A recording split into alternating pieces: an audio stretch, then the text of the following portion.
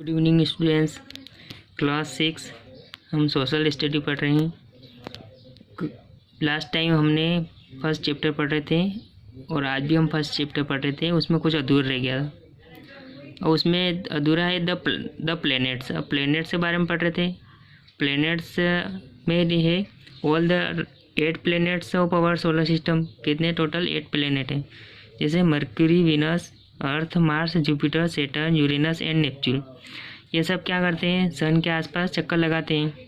अब सन तो एक जगह फिक्स पथ पे और उसकी ऑर्बिट में सारे प्लेनेट चक्कर लगाते हैं। जो पथ है इनके चक्कर लगाने का, उसको क्या बोलते हैं, ऑर्बिट कहते हैं।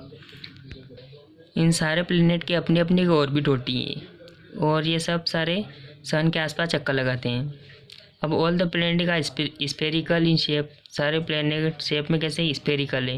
वो very in size and composition. Composition मतलब उनका संगठन, उनका घनत्व और साइज, उनके आकार बहुत बड़ा होता है। और सारे प्लेनेट्स की ऑन लाइट नहीं होती, यानी खुद की लाइट नहीं होती। ये सारे सन से लाइट रिफ्लेक्ट करके अपने तक लाइट पहुंचती है, या इनसे लाइट जो रिफ्लेक्ट होती है वो सन की होती है। वो इन सभी प्लेनेट में प्लूटो जो प्लेनेट है वो सबसे लास्ट प्लेनेट है, जिसको अभी कुछ टाइम पहले ड्वार्फ प्लेनेट घोषित किया गया है, जो हमारे प्लेनेट की लिस्ट में नहीं आता है। इन 8 प्लेनेट में से मरकरी, वीनस, अर्थ और मार्स ये इनर प्लेनेट है, और बाकी 4 प्लेनेट वो आउटर प्लेनेट कहलाते हैं, जैसे जुपिटर, सैटर्न, यूरेनस और नेपच्यून। ये सब आउटर प्लेनेट्स कहलाते हैं। अब इन 8 प्लेनेट में से एक प्लेनेट अर्थ है, जो कि जिस पर हमारी जीवन पॉसिबल है। The earth is 5th largest planet. ये कैसा है, 5th लार्जेस्ट, यानी साइज में सबसे बड़ा प्लेनेट आता है 5th नंबर पर। And the 3rd nearest to the sun, और सन के पास में देखें तो 3rd नंबर पर अर्थ आती है। अब ये भी स्पेरिकल है शेप में, लेकिन स्पेरिकल होने के साथ साथ ये पोल से पर कैसी स्लाइटली फ्लैट एंडेड है, यानी चपटी हुई है पोल से पर, 2 पोल से है। तो इस टाइप के शेप को हम जियोइड कहा जाता है, जियोइड। हमारे सारे पूरे सोलर सिस्टम में अर्थ ही ऐसा यूनिक प्लेनेट है जहाँ पर लाइफ पॉसिबल है, वरना बाकी प्लेनेट पर लाइफ एग्जिस्ट नहीं होती। ये जो आपको डायग्राम दिखाई दे रहा है, ये हमारी अर्थ है जहाँ पर हम रहते हैं। अब अर्थ पे जो लाइफ पॉसिबल है उसका कारण क्या है, यहाँ पर ये कारण दिखाए गए। जैसे optimum distance to from the sun. अब सन से जो दूरी है वो एक ऑप्टिमम डिस्टेंस है। और सेकंड पॉइंट दिया है an average surface temperature of 14 degree centigrade. यहाँ का जो सरफेस टेम्परेचर होता है, पृष्ठ का टेम्परेचर, वो 14 डिग्री सेंटीग्रेड है। अब suitable seasons and weather condition यहाँ पाई जाती है, इसलिए यहाँ पर लाइफ पॉसिबल हो सकती है। Adequate availability of liquid water है। अभी हम अर्थ प्लेनेट के बारे में पढ़ रहे थे, अब उसके सैटेलाइट के बारे में पढ़ेंगे। सैटेलाइट क्या होता है, जो प्लेनेट के आसपास चक्कर लगाता है।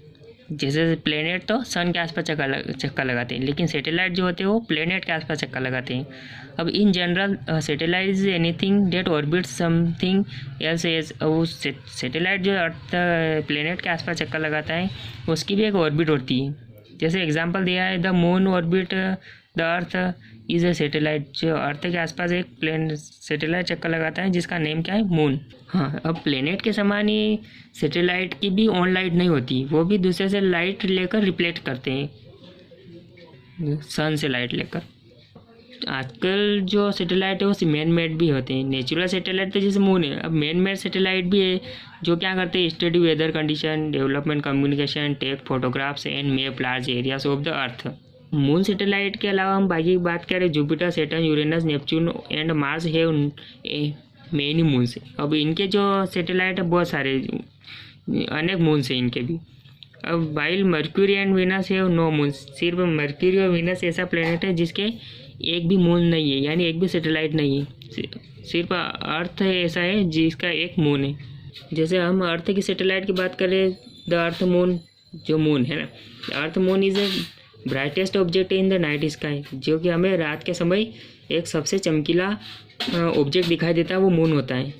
But has no light of its own. ये ये जो लाइट हमें दिखाई देती है ये उसकी खुद की नहीं होती, बट ये सन से लाइट लेकर अपन तक रिफ्लेक्ट करता है।